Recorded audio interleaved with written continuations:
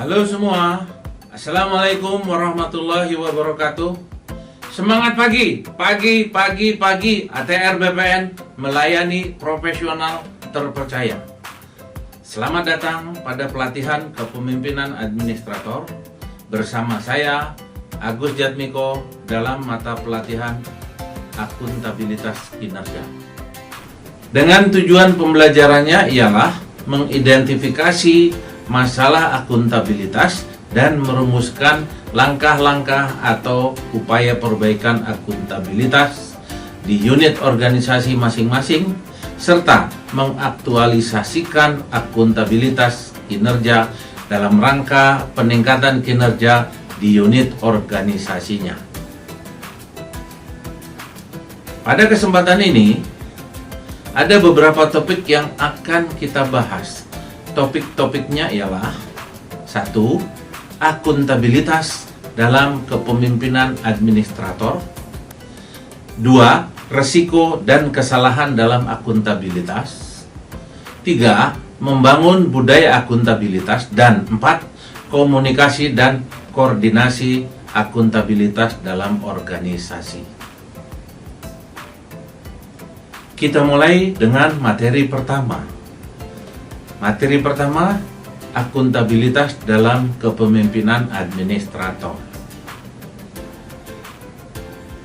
Apa itu akuntabilitas kinerja?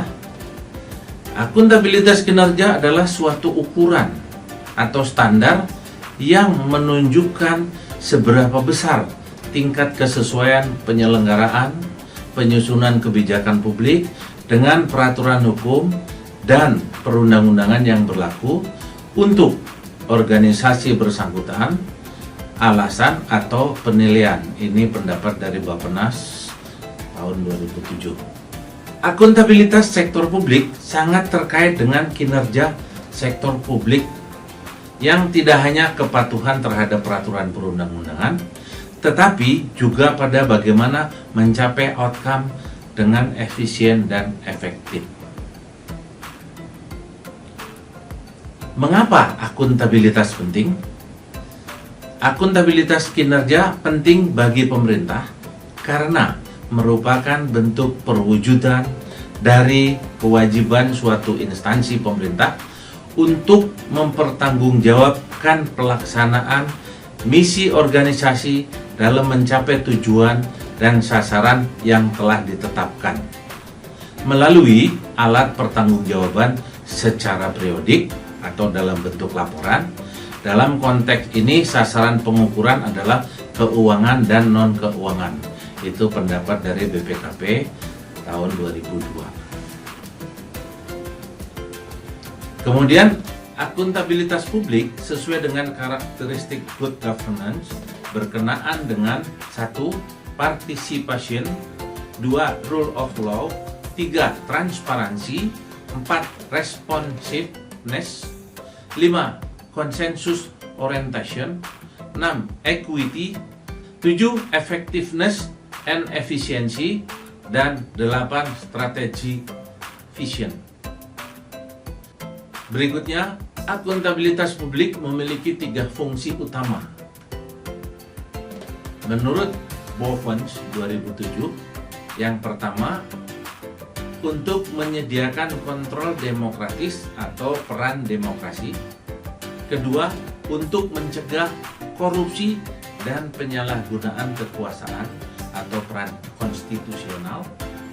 Ketiga, untuk meningkatkan efisiensi dan efektivitas atau peran belajar.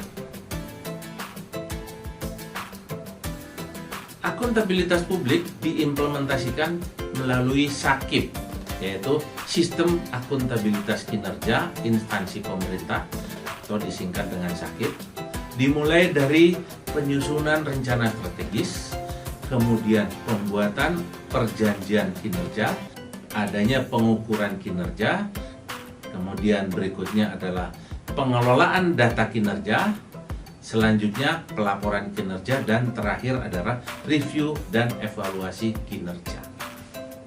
Perilaku kunci dalam akuntabilitas terbagi 2. Yang pertama, tingkat individu. Yang kedua, tingkat organisasi. tingkat individu, terutama pimpinan administrator, pertama, dapat dipercaya. Kemudian yang kedua, memiliki itikat baik dan konsisten. 3. Menghindari praktek-praktek yang melanggar peraturan, menjalankan kesepakatan bersama. 4. Adanya komitmen. Dan 5. Adalah menunjukkan kesadaran yang tinggi. Kemudian tingkat organisasi. Akuntabilitas tingkat organisasi yang pertama adalah identifikasi kepentingan publik. 2. Untuk menjadikan akuntabilitas berjalan efektif, informasi prosedur operasional. 3. Sikap kehati-hatian. 4. Setiap proses pengambilan keputusan dan penjelasannya keterbukaan. 5. Memberikan informasi kepada publik mengenai rancangan program. 6. Adanya kemudahan. Terakhir, memberikan sistem dan mekanisme pelaporan yang baik atau penerapan sistem prinsip kepemerintahan yang baik. Berikutnya, prinsip-prinsip akuntabilitas.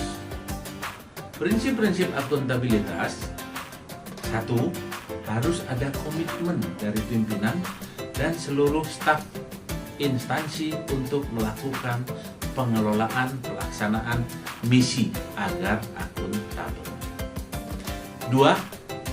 Harus merupakan suatu sistem yang dapat menjamin penggunaan sumber daya secara konsisten dengan peraturan perundang-undangan yang berlaku. 3. Harus dapat menunjukkan tingkat ketercapaian dan sasaran yang telah ditetapkan. 4. Harus berorientasi pada pencapaian visi dan misi serta hasil dan manfaat yang diperoleh.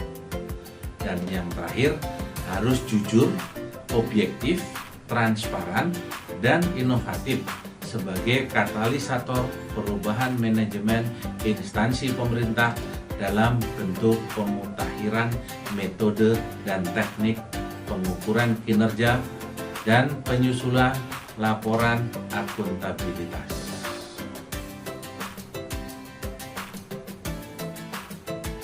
Materi berikutnya, manajemen organisasi yang akuntabel. Manajemen organisasi dikatakan sudah akuntabel apabila pelaksanaan kegiatannya telah 1. Menentukan tujuan yang tepat. Saya ulangi, menentukan tujuan atau goal yang tepat. 2. Mengembangkan standar yang dibutuhkan untuk pencapaian tujuan atau goal. 3. Secara efektif mempromosikan penerapan pemakaian standar. 4. Mengembangkan standar dan operasi secara ekonomi dan efisien. 5. Tujuan merupakan sesuatu yang ingin dicapai dalam kerangka waktu atau time frame tertentu sesuai dengan tujuan yang telah ditetapkan.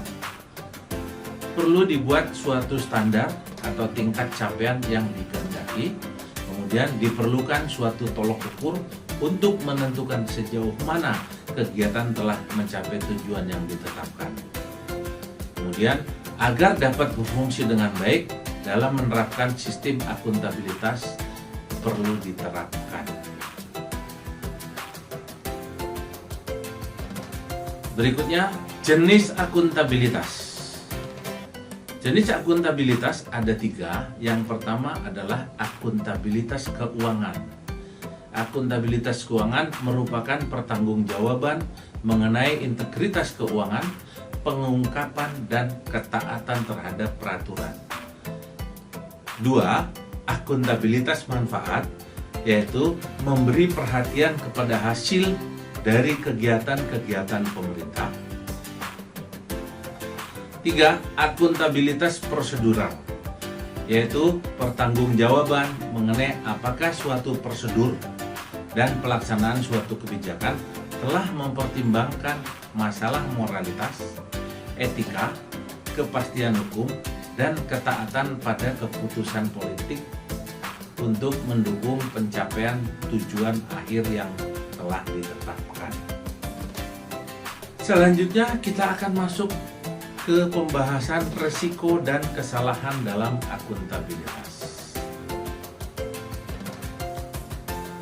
Konsep risiko dan kesalahan akuntabilitas yaitu merupakan penyelenggaraan negara dalam menyelenggarakan pelayanan publik yang memerlukan unsur kepercayaan dari masyarakat, dan kepercayaan tersebut dapat diperoleh dengan melaksanakan 7 azas penyelenggaraan negara berdasarkan Undang-Undang Nomor 28 Tahun 1999, yaitu 1. Azas kepastian hukum. 2. Ketertiban penyelenggaraan negara. 3. Kepentingan umum. 4. Keterbukaan. 5. Proporsional. 6. Profesionalitas. Dan 7. Akuntabilitas. Dalam pelaksanaannya, penyelenggara negara menghadapi berbagai macam risiko yang sudah seharusnya dikelola dengan baik dan benar. Konsep risiko dan kesalahan akuntabilitas. Konsep risiko dan kesalahan akuntabilitas itu kita bisa lihat dari manajemen risiko atau disingkat MR. Manajemen risiko yaitu suatu pendekatan sistematis yang menentukan tindakan dan kondisi ketidakpastian melalui identifikasi pemahaman tindakan. Manajemen risiko adalah suatu pendekatan sistematis untuk menentukan tindakan terbaik dalam kondisi ketidakpastian melalui identifikasi, pemahaman, tindakan, dan komunikasi isu-isu risiko.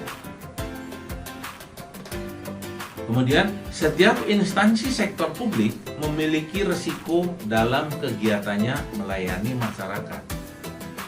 Kemungkinan besar risiko yang ada telah dikelola, namun belum terstruktur dengan lengkap. Jika manajemen risiko di instansi sektor publik hanya dilaksanakan secara informal, maka dampak terhadap pengelolaan risiko adalah masih suburnya budaya saling menyalahkan, kurangnya akuntabilitas terhadap risiko, dan sumber daya yang ada untuk mengelola risiko tidak proporsional dibandingkan risiko yang dihadapi. Berikutnya, identifikasi risiko dan kesalahan dalam akuntabilitas. Akuntabilitas tidak akan terwujud apabila tidak memahami dan memperhatikan penggunaan instrumen atau alat akuntabilitas. Di Indonesia, alat akuntabilitas antara lain adalah 1. Perencanaan strategis atau strategic plan. 2. Kontrak kinerja. 3. Kesepakatan antara pegawai dengan atasan langsungnya. Kontrak atau perjanjian kerja yang disebut dengan sasaran kerja pegawai. 4. Pengukuran kinerja. 5. Pelaporan kinerja. Dan yang terakhir, pemanfaatan informasi kinerja. Materi berikutnya yaitu identifikasi risiko dan kesalahan dalam akuntabilitas. Risiko akuntabilitas dapat terjadi 1. Karena kesalahan atau ketidaktepatan dalam pengambilan keputusan. 2. Kesalahan dalam melakukan penilaian yang berdampak pada pemberian sanksi dan penghargaan atau reward and punishment yang tidak tepat. 3. Berpotensi menimbulkan pelanggaran atau penyimpangan atau fraud. Dan yang keempat, rendahnya kualitas laporan keuangan merupakan risiko dan menimbulkan kesalahan dalam pengelolaan keuangan negara. Analisis kesalahan akuntabilitas dalam pengelolaan keuangan negara dipengaruhi oleh 1. Lemahnya pengawasan dan pengendalian internal organisasi. 2. Kelemahan pada administrasi keuangan. 3. Kelemahan akuntabilitas pengelolaan aset. Dan yang terakhir, kelemahan pada proses pengadaan barang dan jasa. Faktor-faktor pendukung untuk mengatasi risiko dan kesalahan. 1. Dari sisi aspek individu, meningkatkan kompetensi untuk melaksanakan tugas pokok dan fungsinya. 2. Aspek individu meliputi peningkatan kompetensi untuk melaksanakan tugas dan fungsinya, peningkatan kemampuan sumber daya manusia aparatur dalam penyusunan laporan akuntabilitas, dan peningkatan kemampuan responsibilitas sumber daya manusia aparatur terhadap pengaduan masyarakat.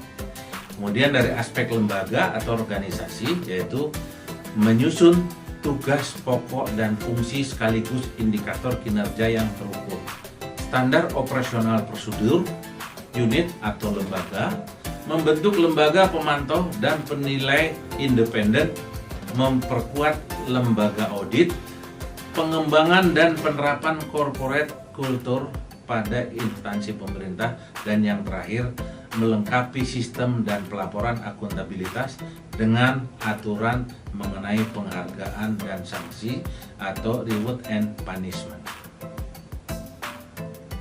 Selanjutnya kita akan masuk ke pembahasan membangun budaya akuntabilitas.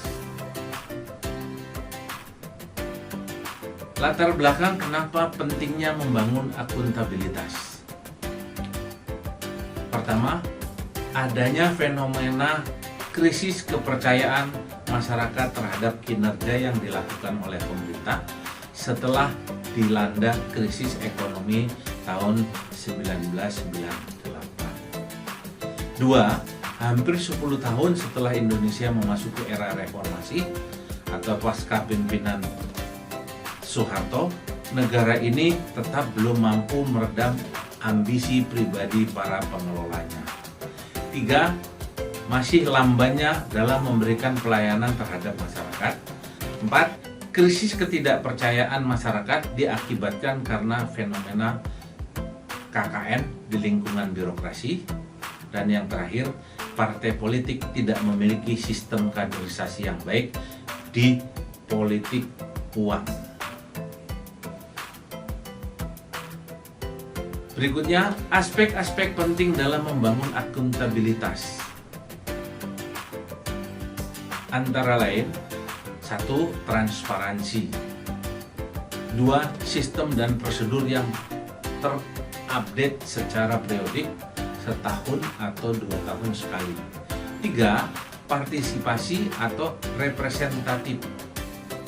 4. Evaluasi dan review. 5. Keluhan dan respon. 6. Monitoring atau pemantauan.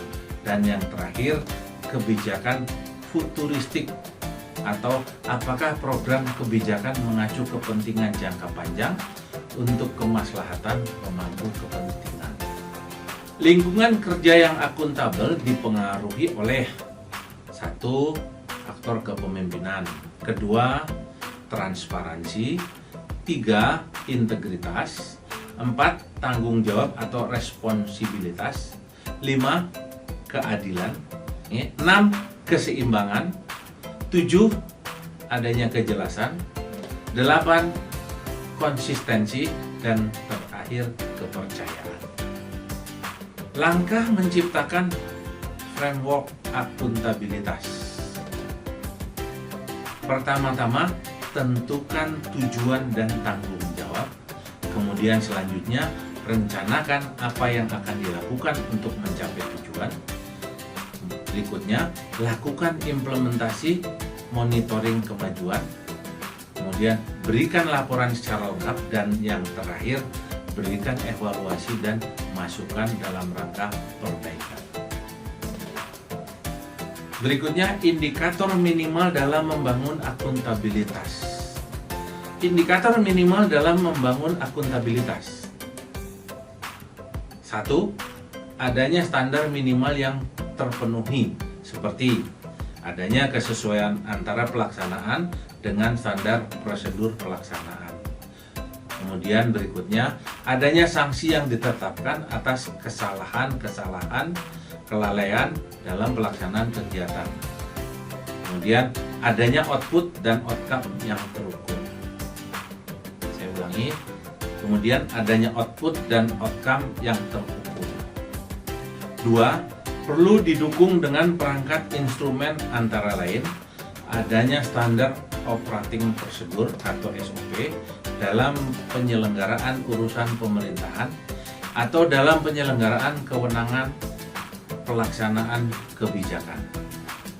Berikutnya, mekanisme pertanggungjawaban. Berikutnya, adanya laporan tahunan. Berikutnya, laporan pertanggungjawaban. Dan yang terakhir, sistem pemantauan kinerja penyelenggara negara. Berikutnya, hambatan dalam membangun akuntabilitas. Hambatan dalam membangun akuntabilitas dipengaruhi oleh 1.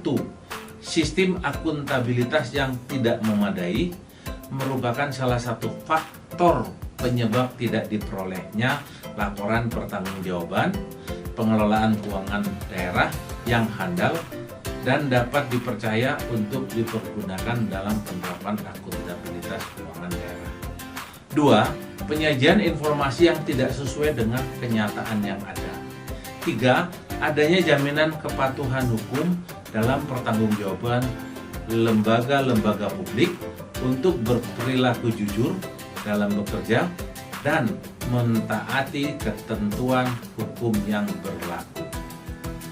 Yang terakhir, tidak terjadinya inefisiensi dan ketidakefektifan dalam proses pengelolaan organisasi. Selanjutnya kita akan masuk ke pembahasan terakhir, yaitu komunikasi dan koordinasi akuntabilitas dalam organisasi. Apa itu komunikasi dan koordinasi? Komunikasi dalam Kamus Bahasa Indonesia atau KBBI adalah pengiriman dan penerimaan pesan atau berita antara dua orang atau lebih sehingga pesan yang dimaksud dapat dipahami. Sedangkan koordinasi adalah perihal mengatur suatu organisasi atau kegiatan sehingga peraturan dan tindakan yang akan dilaksanakan tidak saling bertentangan atau simpang siur. Berikutnya, pentingnya komunikasi dan koordinasi antara pimpinan atau pegawai dengan pimpinan sebagai atasannya. Komunikasi dan koordinasi diperlukan 1. Untuk melaksanakan tugas manajerialnya. 2. Menyamakan persepsi dan menggerakkan bawahannya dalam mengatur atau memberi pengarahan. 3. Sebagai sarana untuk menyampaikan ide, gagasan, kritik, dan saran. Dan 4. Dapat menentukan dan meningkatkan produktivitas kerja anggota atau pegawai dalam organisasi. Komunikasi yang bersifat koordinasi sering disebut dengan komunikasi koordinatif, yaitu bersifat memadukan, menyerasikan, dan menyelaraskan berbagai kepentingan dan kegiatan saling berhubungan agar setiap anggota organisasi mempunyai kesamaan waktu, gerak, dan langkah dalam mencapai tujuan bersama secara efektif dan efisien. Komunikasi dan koordinasi dalam organisasi pemerintah dapat menjembatani kesenjangan atau gap antara pemangku kepentingan dan organisasi. Kemudian meminimalisasi kesenjangan komunikasi antar instansi sehingga dapat efektif. Kemudian mendukung aktivitas organisasi. Pemimpin atau administrator adalah seseorang yang memiliki peranan penting di dalam organisasi. Pemimpin ini sebagai middle management adalah supporting penting dalam proses menentukan kebijakan organisasi dan leader bagi unit kerja yang dipimpinnya. Komunikasi dan koordinasi akuntabilitas dengan atasan merupakan key faktor bagi organisasi berkinerja tinggi atau OPT. Berikut komunikasi dan koordinasi antara pimpinan atau pegawai dengan pimpinan sebagai atasannya.